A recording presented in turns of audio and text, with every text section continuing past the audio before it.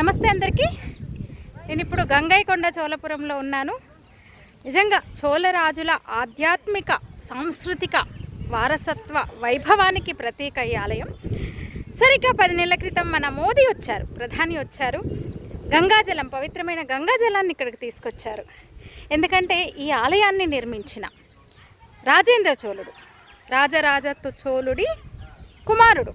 రాజరాజ చోళుడు అంటే చోళ రాజుల్లో ఒక ప్రసిద్ధి చెందిన రాజు. ఇప్పుడు తంజావూరు బృహదీశ్వర ఆలయం, నేను నైట్ తంజావూరులో ఉండబోతున్నాను.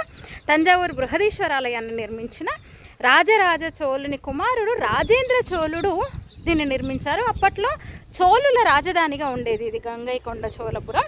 అసలైతే చోళపురం కానీ మరి గంగా అనే పేరు ఎందుకు వచ్చింది? గంగ సౌత్లో అసలు ప్రవహించదు కదా, ఇక్కడ గంగ ఎందుకు వచ్చింది అంటే తన విజయాలకు గుర్తుగా, విజయాల పరంపరకు గుర్తుగా రాజేంద్ర చోళుడు పవిత్రమైన గంగా నదిని తీసుకొచ్చి అక్కడి నుంచి పవిత్ర గంగని తీసుకొచ్చి ఇక్కడ ఆలయంలోని చిలక మండపంలో ఉంచేవాడట.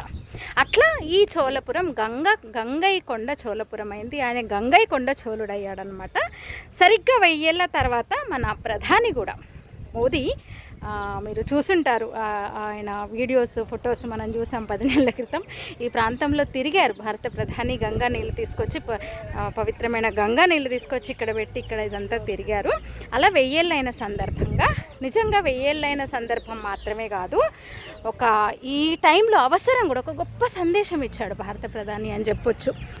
నార్త్ లేదు, సౌత్ లేదు, ఆర్య ద్రవిడ అంటూ, నార్త్ సౌత్ అంటూ, అంటే ఒక హిందీ వ్యతిరేక ధోరణితో నీచ రాజకీయాలు చేస్తున్న, సనాతన ధర్మాన్ని నిర్మూలిస్తామని ఇంకేదో అని ఒక నీచ రాజకీయాలు చేస్తున్న ఒక గ్రూప్కి ఒక హెచ్చరికలాగా, ఒక జాతీయవాదులకు, దేశభక్తులకు, భారతీయులకు ఒక సందేశంగా మోదీ ఒక చక్కటి కార్యక్రమం అని చెప్పొచ్చు ఆయన తీసుకున్న ఆ సందర్భము.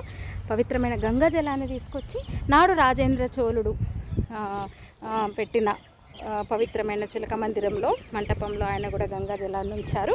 అలా ఒక దక్షిణ భారతీయులకు కూడా వేరు కాదు, దక్షిణం ఎప్పటికీ వేరు కాదు, ద్రవిడం అంటూ విడదీయొద్దు, మనమంతా ఒకటే, భారతదేశం అంతా ఒకటే, దేశాన్ని విచ్ఛిన్నం చేసే శక్తులని ఎట్టి పరిస్థితుల్లో ఉపేక్షించబో అన్నట్టు ఒక గట్టి సందేశం ఇచ్చారు మోదీ. అలాంటి ఆలయాన్ని నేను ఇప్పుడు సందర్శిస్తున్నాను.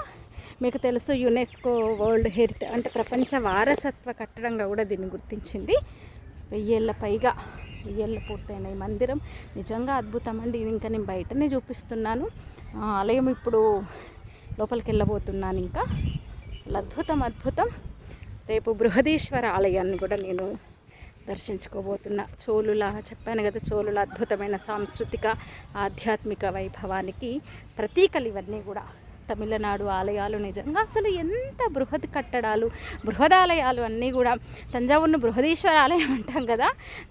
నేను మొన్నటి నుంచి కూడా ఏంటది, తిరువన్నామలై నుంచి మొదలుపెట్టి చిదంబరం, కుంభకోణం, వైదేశ్వరన్ కోయల్, మధ్యలో ఇంకా చాలా గుడులు చూస్తూ ఇక్కడికి వచ్చాను. అసలు ఎంత పెద్ద కట్టడాలు, వాటి నిర్మాణ శైలి నిజంగా తమిళనాడులో గుడులు చూడాల్సిందేనండి. తర్వాత శ్రీరంగం ఇంకో అద్భుతము. రేపు తంజావూరు, ఎల్లుండి శ్రీరంగం కూడా వెళ్తాను. ఇట్లాగే టెంపుల్ని మీకు చూపించే ప్రయత్నం నేను మీకు చేస్తాను. Thank you.